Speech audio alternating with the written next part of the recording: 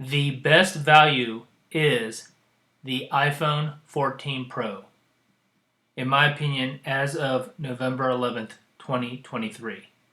For example, on att.com, the iPhone 14 Pro is $15 a month with 0% APR financing from AT&T. $15 a month for the iPhone 14 Pro, which has a lot of features. This is the best value, in my opinion. So the iPhone 14 Pro, $15 a month. 14 Pro Max, $20 a month.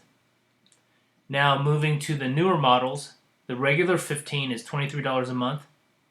15 Plus is $25 a month. 15 Pro is $27 a month. And the 15 Pro Max is $33 per month. Now let me give you my argument for why the 14 Pro is the best value. Two parts of value are price as well as features. Price, it's relatively low, $15 a month. Now let's look at the features. If we go to the Apple.com webpage, go to iPhones, and then go to the compare model option, we can select three models to look at. So the 14 Pro, the 14 Pro Max, and the 15. So let's compare the 14 Pro, the 14 Pro Max, and the iPhone 15, but not the 15 Pro and the 15 Pro Max. Now, just as an aside, what makes the new 15 Pro and Pro Max different is that the 15 Pro and 15 Pro Max have USB 3 support via the USB-C port, which is not available on the other models. Also, the 15 Pro Max has 5x optical zoom. It's the only model with 5x optical zoom. That's the 15 Pro Max. And the 15 Pro has 3x optical zoom. That's to give some background. And the 15 Pro and the 15 Pro Max have the new A17 processor. That's to give a background. Now, if those features are not enough for you to pay double monthly, then the question becomes, do you get the 15 or do you become one of the 14 models? I would narrow the choices to the 15, regular 15, 14 Pro, and 14 Pro Max. Now the regular 14s, they only have 1x optical zoom, so it's just not enough features. And the 14 Pro is $15 a month. So now let's look at the comparison here. So on the left is the 14 Pro, in the middle is 14 Pro Max, and on the right is the regular iPhone 15, which just came out.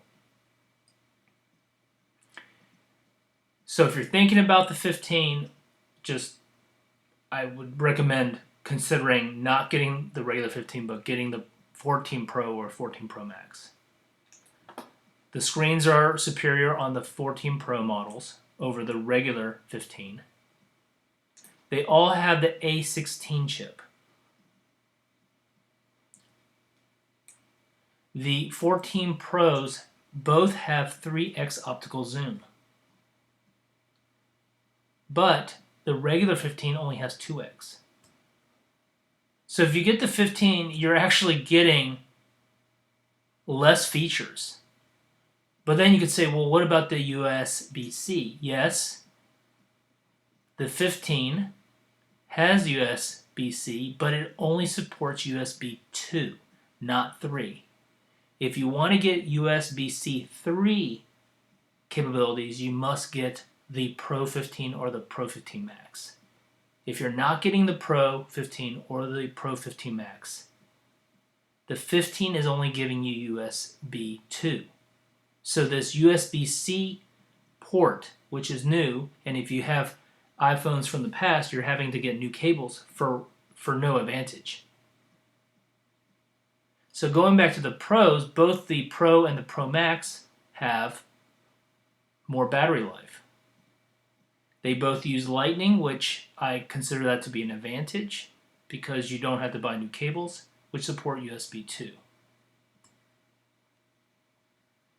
So just looking at these features from my opinion, so the 14 Pro and the Pro Max have 3x optical zoom. The regular 15 does not have 3x optical zoom. They all have the same processor, and they all support USB 2. The regular 15 doesn't give you any advantage through the USB-C port. And they all have the same A16 chip. And the Pros have better battery life. So I ended up getting the 15 Pro this month, November 2023, because I wanted USB 3 capabilities with the 3x optical zoom, and I wanted the faster processor. Okay, and I'm upgrading from an iPhone 7, and I tend to keep my phones for. I wanted to basically make it not go obsolete, so I keep my phones for over 5 years. So that's why I went with the Pros. But I wanted the USB 3, and I wanted 3x optical zoom. So the USB 3 capabilities, I was forced to get the 15 Pro, and then I wanted 3x, and that made me choose the Pro versus the Pro Max. But now going back to, but I almost got the 14 Pro. I was narrowing it down, but the USB 3 was the thing that moved me over. But the 14 Pro and the Pro Max are great products. Definitely, if you're looking at this comparison, they have more features than the 15, and it's at a lower price. Lower price, better features, that's value. And under most circumstances, it's better to finance through the carrier, like Apple, Verizon, or T-Mobile, because they're giving 0% APR interest rates. So instead of paying all in one lump sum, you might as well put that cash into a U.S. Treasury bond or a savings account and collect interest. So in summary, based on my opinion and my recent analysis, the best value is the iPhone 14 Pro. The second best one would be the iPhone 14 Pro Max. And given that 0% APR is offered by the carriers, AT&T, Verizon, T-Mobile, financing monthly is the way to go.